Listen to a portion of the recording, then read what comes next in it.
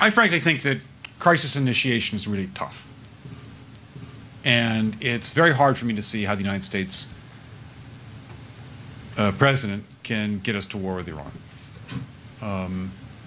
Which leads me to conclude that if, in fact, compromise is not coming, that the traditional way of America gets to war is what would be best for U.S. interests. Some people might think that Mr. Roosevelt wanted to get us into World War II, as David mentioned. You may recall we had to wait for Pearl Harbor. Some people might think Mr. Wilson wanted to get us into World War I.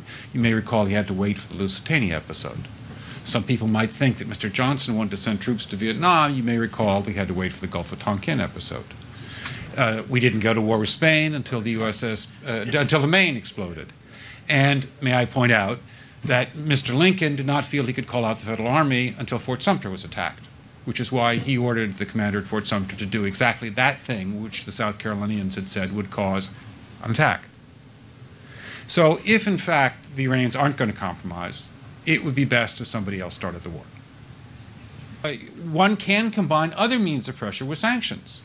I mentioned that explosion on August 17th. We could step up the pressure.